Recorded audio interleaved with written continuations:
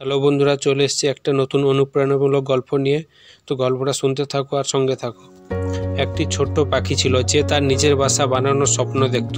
পাখিটি সবে উড়তে শিখেছে, কিন্তু একটি মজবুত বাসা বানানো তার পক্ষে ছিল এক বিশাল চ্যালেঞ্জ। সে ভাবলো, আমি কি পারবো? আমার কাছে কি যথেষ্ট শক্তি আছে আর ক্ষমতা? কিন্তু তার মনে ছিল অদম্য ইচ্ছাশক্তি। যে সে ঠিক করলো, আমি চেষ্টা করব, বারবার চেষ্টা করব, সফল না হওয়া পর্যন্ত থামবো না। পাখিটি প্রতিদিন ছোট ছোট খড়, পাতা আর ডাল সংগ্রহ করতে শুরু করলো। সে গাছের শাখার উপর সেই সব জিনিসগুলো দিয়ে তার বাসা তৈরি করার চেষ্টা করলো। প্রথমে বাসাটি খুব দুর্বল ছিল। একদিন হঠাৎ ঝড় এলো এবং তার সেই ঝড়ে তার বাসাটি ভেঙে পড়লো। পাখিটি হতাশ হলো, কিন্তু হাল ছাড়লো না। সে বুঝলো, সাফল্যের পথ কখনো মসৃণ হয় না।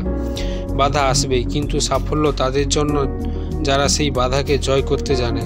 পাখিটি আবার শুরু করলো। এবার সে আরও মনোযোগ দিয়ে আরও ভালোভাবে খড় আর পাতাগুলো সাজাতে লাগলো। আর এক ঝড় এলো, কিন্তু এবার তার বাসাটি কিছুটা হলেও টিকে রইল। পাখিটি শিখলো, প্রতিটি ব্যর্থতা আমার শক্তিকে বাড়াচ্ছে। আমি যতই চেষ্টা করব, ততই আমি শিখব, উন্নতি করব। ধীরে ধীরে পাখিটি তার বাসাটি আরও মজবুত করতে লাগলো।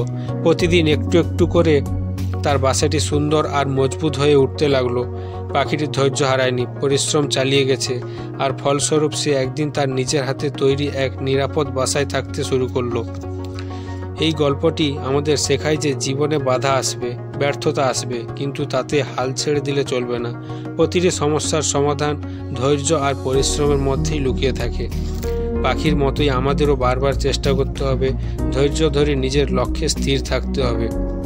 পাখিটি এই বাসা তৈরি করার গল্প আমাদের একটি গুরুত্বপূর্ণ শিক্ষা দেয়। জীবনে প্রতিটি ছোট ছোট প্রচেষ্টা একদিন বড় সাফল্যে পরিণত হয়। যদি আমরা আমাদের লক্ষ্য অর্জনের জন্য প্রতিদিন একটু একটু করে এগিয়ে যাই, তবে সাফল্য আমাদের হবেই। যেমন পাখিটা নিজের সাফল্যের জন্য অনেক ঝড় সংগ্রাম করে নিজের বাসা বারবার চেষ্টা করে সফল হয়েছে, সেই রকম আমাদেরও জীবনে অনেক কিছু বাধা আসবে, যেগুলো হয়তো একবার দুবার আমাদের বিপদের সম্মুখীন হতে হবে, কিন্তু শেষমেশ ঠিক সফল হবেই।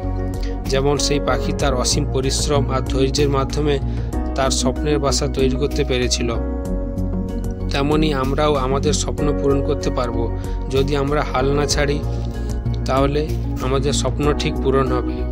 এই গল্পটি আমাদের শিখিয়ে যায় যে ধৈর্য, পরিশ্রম, বিশ্বাস জীবনের সাফল্য অর্জনের মূল চাবিকাঠি। আর এই চাবিকাঠি যে নিজের জীবনের সঙ্গে মিলিয়ে মিশিয়ে সংগ্রাম করে ধৈর্যের সঙ্গে বিপদের সম্মুখীন হবে, সে একদিন সফল হবে।